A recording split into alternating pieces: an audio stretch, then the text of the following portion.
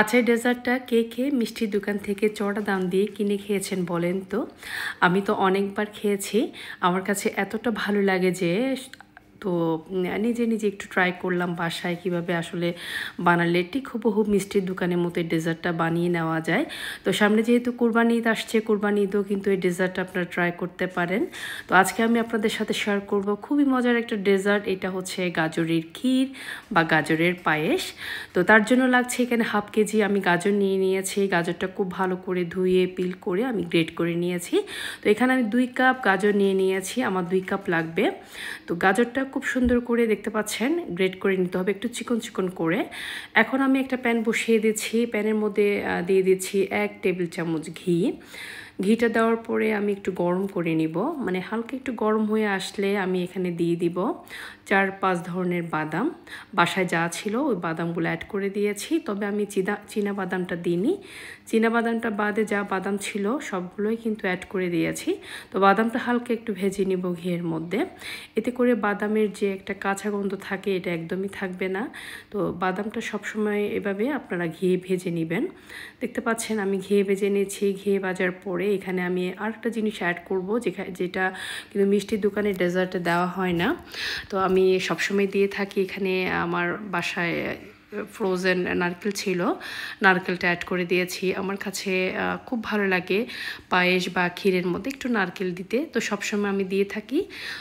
সেজন্য আমি গাজরের ক্ষীরের মধ্যে একটু নারকেল দিয়ে দিয়েছি। নারকেলটা একটু হালকা আমি ঘিয়ের মধ্যে ভেজে নিয়েছি। এখন দিয়ে দিয়েছি গ্রেট করা গাজর। গাজর এখান থেকে আমি যেটা গ্রেট করে নিয়েছি ওখান থেকে 2 কাপ অ্যাড করে দিয়েছি। গাজরটা দেওয়ার পরে খুব ভালো করে একটু ঘিয়ের মধ্যে ভেজে নিতে হবে। কালারটা একটু চেঞ্জ হয়ে এসেছে দেখতে পাচ্ছেন। এভাবে করে কিন্তু গাজরটা একটু সময় নিয়ে মিডিয়াম টু লো হিটে গাজরটা ভেজে নিতে হবে। আমার গাজর ভাজা হয়ে গিয়েছে, এখন এক সাইড রেখে দিচ্ছি। এখন এখানে 1 লিটার দুধ ঘন করে নিতে হবে। এখানে 1 লিটার দুধ জাল দিয়ে হাফ লিটার করে নিতে হবে। তো তার আগে একটু আমি এখানে হাফ কাপ আর কি গুঁড়া দুধ দিয়ে দিচ্ছি। গুঁড়া দুধ দিলে হয় কি, মানে এত ক্রিমি একটা টেক্সচার আসে দুধের মধ্যে, এত ভালো লাগে আমার। তো সবসময় আমি চেষ্টা করি ডেজার্ট তৈরি করার সময় একটু ঘন দুধ করে এখানে একটু আবার গুঁড়ো দুধ অ্যাড করতে। দুধটা দেখতে পাচ্ছেন নাড়তে নাড়তে এক পর্যায়ে একটু ঘন হয়ে এসেছে।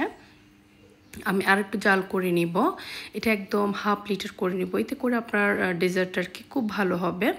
তো দেখতে পাচ্ছেন আমি একদম অনেকটা দুধ কমিয়ে নিয়েছি জাল দিয়ে। এখন যে গাজর আর বাদামটা ভেজে নিয়েছি ওইটা অ্যাড করে দিচ্ছি দুধের মধ্যে। খুবই মজার একটা ডেজার্ট। আমরা অনেক চড়া দাম দিয়ে কিন্তু মিষ্টির দোকান থেকে কিনে খাই। আমি অনেকবার কিনে খেয়েছি। আমাদের চট্টগ্রামে যে মিষ্টির দোকানগুলো থাকে, বিশেষ করে বিভিন্ন মিষ্টির দোকানে পাওয়া যায়। তো আমার এত ভালো লাগে, তো একটু এক্সপেরিমেন্ট করলাম। কয়েকবার করেছি, খুব ভালো লেগেছে। ওইভাবে হুবহু টেস্ট পেয়েছি আমি দোকানের মতো। তো ভাবলাম আপু ভাইয়াদের সাথে একটু শেয়ার করি, এবার ঈদে ওনারাও ট্রাই করবেন। দেখতে পাচ্ছেন গাজরটা দেওয়ার পরে আমি আরও জাল করে নিয়েছি। একদম আরও মানে কমিয়ে নিতে হবে আর কি দুধটা। এভাবে দাঁড়িয়ে থেকে কিন্তু জাল করে নিতে হবে মিডিয়াম টু লো হিটে। আমি আস্তে আস্তে করে জাল দিচ্ছি আর নাড়তে থাকছি। আর সাইডের যে সরগুলা গায়ে লেগে আছে আর কি, প্যানের গায়েগুলা নিয়ে আর কি গাজরের মধ্যে দিয়ে দিচ্ছি। এখন দিয়ে দিচ্ছি 1/4 কাপ আর কি, এখানে হচ্ছে একটু কম আমি চিনি দিয়ে দিয়েছি। গাজরটা যেহেতু একটু মিষ্টি, তো আমি চিনিটা একটু দিয়েছি। আর এখানে একটু লবণ, আর এখানে দিয়েছি একটু এলাচ গুঁড়ো, হাফ চা চামচ করে দিয়ে দিয়েছি একটু লবণ আর এলাচ গুঁড়ো আর কি। তো দেওয়ার পরে আমি আরও জাল দিতে থাকবো। জাল দিতে দিতে একটা পর্যায়ে দেখতে পাবেন একটু কমে এসেছে। তো এই পর্যায়ে আমি হাফ কাপ দুধের মধ্যে 1 টেবিল চামচ চালের গুঁড়ো আর কি একটু মিক্স করে দিয়েছি। এতে করে খুবই সুন্দর একটা টেক্সচার চলে আসবে, একটু ঘন হয়ে আসবে, খেতেও কিন্তু অনেক ভালো লাগবে। তো আমি দেখতে পাচ্ছেন এই পর্যায়ে এসে আমি চালের গুঁড়ো যে দুধটা মিক্স করে নিয়েছি ওইটা অ্যাড করে দিয়েছি। দেওয়ার পরে সাথে সাথে এটা নেড়ে দুধের সাথে মিক্স করে নিতে হবে।